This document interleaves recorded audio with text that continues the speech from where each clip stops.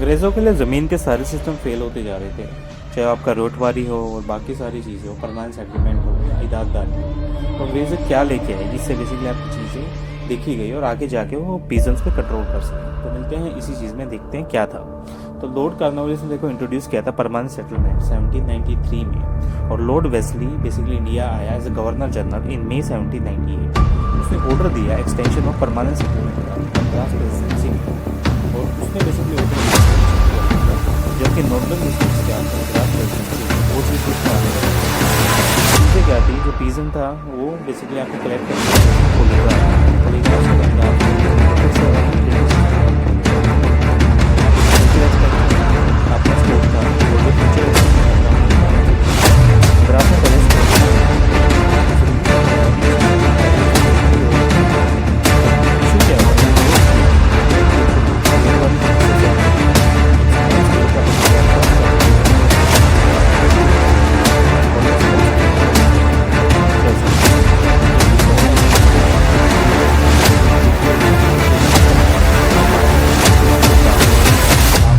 दे दी थी ब्रिटिश को। और जो रेट वाली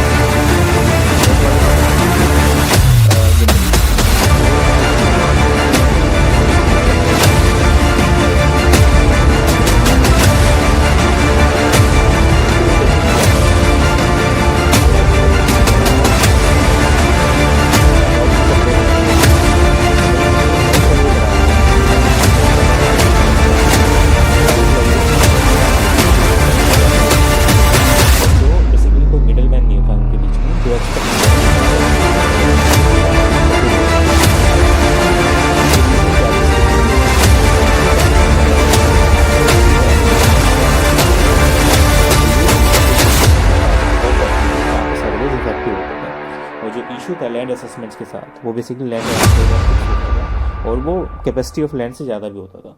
तो डिफ़िकल्ट था रियोट्स के लिए कि पे करना लैंड टैक्सेस को, जहाँ पे कोई नेचुरल कैलेमिटी आ जाती है, डेथ हो गई फैमिली में, डेथ ऑफ बुलॉक्स हो गई, और करप्ट थे ब्रिटिश ऑफिसर, जिसकी वजह से चीज़ें यहाँ पे ख़राब हुई थी। अब यहीं पे रियोट वाले सेटलमेंट में बेसिकली असम वगैरह में आपका बॉम्बे मद्रास प्रेसिडेंसी यहाँ पे लगाया गया, और जो आपका असम सिंध बॉम्बे प्रेसिडेंसी यहाँ सारी चीज़ें इनकी लगाई गई। अब इसकी देखो अलग अलग चीज़ें थी। अब अंग्रेजों को सही से नहीं चला तो वो एक नया सिस्टम लेके आया, उसका मालवाड़ी सिस्टम हो गया, लैंड रेवेन्यू की सेटलमेंट की गई आपको। जो होल्ट मैकेनिज्म था वो ब्रिटिश ईस्ट इंडिया कंपनी में बेसिकली उसने क्या किया, जो विलेजेस थे आपकी कंप्लीट जैसे विलेजेस हो गया उनका एग्जिस्टेंस था, उनका विलेज कम्युनिटी जो बेसिकली सेटलमेंट करते थे, और बाहर यहाँ पे बेसिकली विलेज का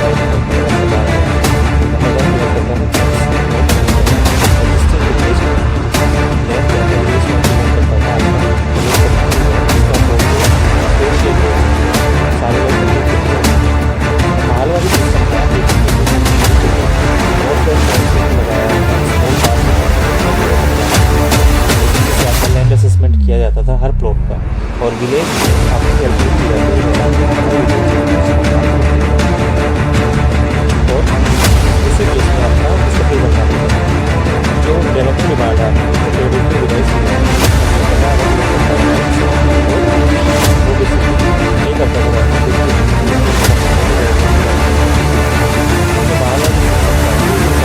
काम करता है रेगुलेशन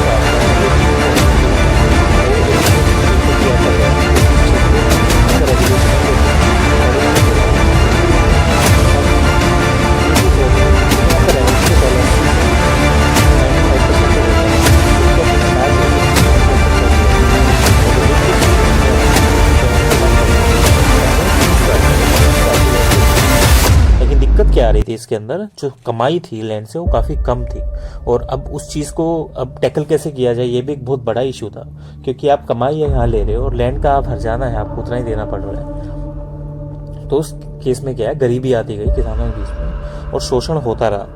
क्योंकि ज़मीन पे भी हक नहीं है तुम्हारा और तुम ज़्यादा पैसा ले रहे हो साहूकारों से, तो उस केस में वो क्या करेंगे? जो नॉर्थ ईस्ट प्रोविंसेस थे और small part of central India थे और पंजाब थे, उन्होंने इस चीज़ पे बेसिकली विलियम बेंटिक जो था उसने जो रेगुलेशन यहाँ पे लेके आया था 1833 का, उस पर बात करना चाहा और ये सारी चीज़ें ऑर्गेनाइजेशन बनाएंगे जिससे उससे बात किया जा सके। लेकिन उस टाइम ब्रिटिशर्स का दबदबा था इस चीज़ पे, तो वो लोग इस चीज़ के रेडी थे क्या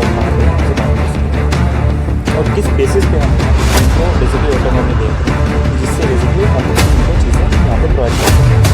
तो ये चीज़ यहाँ पे हम इशू करते हैं आने वाले टाइम में, तो ये बेसिकली आने वाले टाइम में इशू होगी और साथ साथ ये इस चीज़ को ठीक कैसे किया जाए।